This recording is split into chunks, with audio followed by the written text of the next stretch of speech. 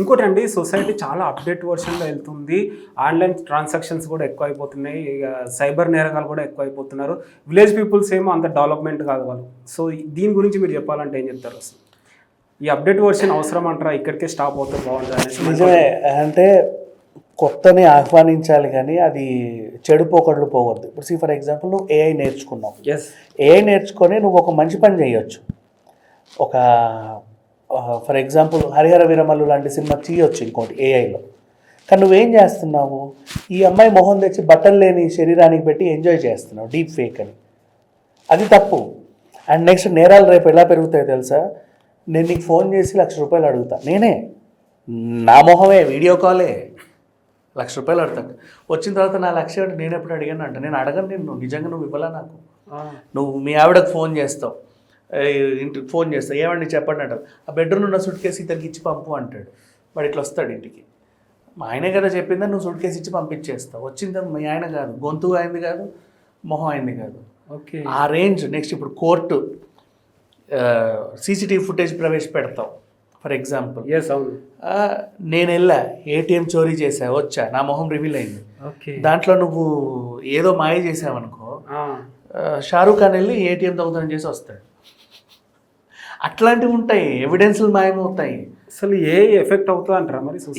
AI రావడం మంచిదే, దానివల్ల మంచి ఉంది చెడు ఉంది. కాకపోతే ఏంటంటే చెడులో వెళ్లకుండా మంచి మార్గంలో వెళ్తే బెటర్. మాక్సిమం చెడుకే వెళ్తుందని ప్రతి టెక్నాలజీ ఇలాగే ఉంటుంది. ఒకప్పుడు నీకు లింక్ ఇస్తే నువ్వు అలౌ చేస్తే నీ డబ్బులు పోతాయి. అవును. ఏఐ వచ్చిన తర్వాత నువ్వు లింక్ నొక్కినా కూడా నీ చిల్లర పోతాయి. బా, ఆ రేంజ్కి వస్తుంది. నీ ప్రమేయం లేకుండా కూడా నీ డబ్బులు తీసుకునే రేంజ్కి ఎదుగుతాయి సాఫ్ట్వేర్లు. అదే విధంగా పనిచేసే వాళ్ళు కూడా ఉంటారు. సో దీన్ని అరికట్టాలంటే మీ మాటలు ఏం చెప్తారు మరి? ఏం లేదు. ఫర్ ఎగ్జాంపుల్ నిన్న ఇంకొక ఎగ్జాంపుల్ చెప్పాలంటే సితారా, ఆ పిల్లది హ్యాక్ అయింది. Okay. Account hack in sense multiple accounts. వీళ్ళు ఎలా చేస్తారంటే, ఇప్పుడు మహేష్ నీ పేరు మీద నీకు ఇన్స్టా అకౌంట్ ఉంది, నీకు 1,00,000 ఫాలోవర్స్ ఉన్నారు, ఓకేనా? నేనేం చేసి ఇవాళ రేపు ఫాలోవర్స్ ఈజీగా ఇస్తారు కదా, 10,000 పెడితే వచ్చేస్తున్నాయి. అవును. నేను 10,000 పెట్టి మహేష్ అనే పేరు మీద అఫీషియల్ అని పెట్టి ఇంకో పేజ్ తెరుస్తా. నీ ఫ్రెండ్స్ అందరు దీన్ని ఫాలో అవుతారు. అయిన తర్వాత నేను ఒక లింక్ వేస్తా, దాంట్లో అరే మనోడు ఏదో వేసిండని లొక్కుతారు. ఎలా అంటే ఎలా డబ్బులు పోతాయి. ఇప్పుడు నేను పెట్టిన ఖర్చు ఎంత? 10,000 పెట్టా. నా టార్గెట్ నీ ఫ్రెండ్స్, నీ 1,00,000 ఫాలోవర్స్లో 10 మంది దగ్గర ఎంతెంతో 1,00,000 2,00,000 దొబ్బితే అయిపోయిందిగా. మళ్ళీ అకౌంట్ పేరు మార్చేస్తా నేను, మహేష్ని తీసేసి మళ్ళీ ఇంకేదో రమేష్ అని పెడతా. వాడి ఫ్రెండ్స్ వస్తారు, మళ్ళీ ఇంకోటి అట్లా చేసేవాళ్ళు ఉన్నారు. అందుకే నేను సితారా చెప్పింది, ఇవన్నీ నమ్మకండి, నాకు ఇవన్నీ 100 అకౌంట్లు లేవు అని. బట్ క్రైమ్ చేసేవాడికి వాడి డ్యూటీయే అది కాబట్టి ఖచ్చితంగా చేస్తాడు. మన జాగ్రత్తలో మనం ఉండాలి. ఇంత క్లారిటీగా మీరు చెప్పారు కాబట్టి చాలామంది మిమ్మల్ని ఫాలో అయ్యేటోళ్ళు కూడా భయపడతారు. వాళ్ళకి మీరు ఏమైనా భరోసా ఇవ్వగలుగుతారా మరి? భరోసానా? నేనేం భరోసా? ఏమైనా చిన్న చిన్న ట్రిక్స్ చెప్తే వాళ్ళు కూడా. ఏం లేదు, ఏదో ఒకటి వస్తే ఎందుకు నొక్కడం, అంత ఆవేశం ఎందుకు? ఇప్పుడు మనకంటే చదువుకున్నాం కాబట్టి ఏదో చెప్తాము, అందరికీ చెప్పలేము. ఇప్పుడు ఇవాళ రేపు కూరగాయలు అమ్ముకునే వాళ్ళ దగ్గర కూడా ఫోన్స్ ఉన్నాయి, మన వాచ్మెన్ల దగ్గర ఉన్నాయి, సెక్యూరిటీ గార్డులు, హౌస్ కీపింగ్ చేసేవాళ్ళు 10,000 15,000 జీతగాళ్ళు ఉంటారు కదా సూపర్ మార్కెట్స్లో. వాళ్ళకి తెలియదు పాపం, వాళ్ళు 10th చదివేసి అది ఏదో ఒక జాబ్ చేస్తారు. జెప్టో జొమాటో పిల్లలు కానివ్వండి, సడన్గా ఏదో వస్తుంది నొక్కుతారు. ఎలా అంటాడు, వాడికి చెప్తుంది అదేంటిది ఇది నొక్కు నీకు ఐఫోన్ వస్తుంది అంటే, అరే ఐఫోన్ అని నొక్కుతారు. మెంటాలిటీస్ అలా ఉంటాయి, చెప్పలేము. అందరికీ మనం చెప్పుకుంటూ వెళ్ళలేము. ఎవరి జాగ్రత్తలో వాళ్ళు ఉండాలి. ఫోన్ వాడుతున్నావో వాడు అంతే. నీకు ల్యాండ్లైన్ ఫోన్లు వాడినప్పుడు ఏమైనా జరిగాయా? ఏం జరగలేదు. ఏం లేవు.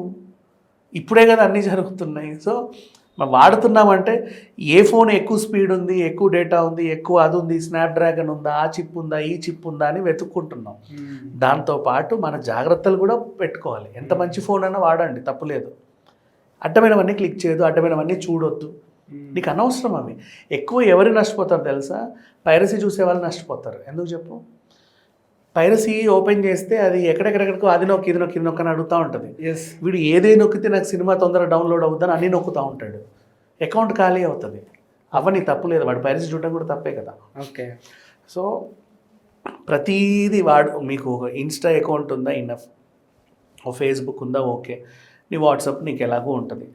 ఇంకేమైనా అకౌంట్స్ ఉంటే మెయింటైన్ చేసుకోండి. అన్ని వెబ్సైట్స్కి వెళ్ళి ఏది పడితే అది క్లిక్ చేయమంటే క్లిక్ చేయొద్దు, వద్దు. మనకు అవసరం కూడా లేదు. అది స్పిన్ వీల్ అని అంటే ఇట్లా నొక్కితే 3 నీకు ఏదో బహుమతులు ఇస్తుంది. ఇంకేవో 9 ఉంటాయి. ఇది నొక్కు అంటే ఇట్లా క్యాష్ వస్తుంది అందులో నుంచి. అసలు రావడం ఆ టెక్నాలజీ కూడా భలే ఉంటుంది. ఇట్లా మెరుస్తా అట్రాక్ట్ అయిపోతారు, అబ్బాయి ఏదో నిజంగా వస్తుందేమో అని. కొంతమంది ఫోన్లు చేసి మీకు డబ్బులు కావాలా ఈ నెంబర్కి కాల్ చేయండి అంటాడు. అందరు చేస్తూ ఉంటారు నాకు డబ్బులు కావాలని. చేయొద్దు, అవసరం లేదు. ఎవడికి ఏది ఉచితంగా ఇవ్వడు. అండ్ అట్లా గిఫ్ట్లు బహుమతులు కూడా ఈజీగా రావు, వద్దు. Better be far away from that, enough.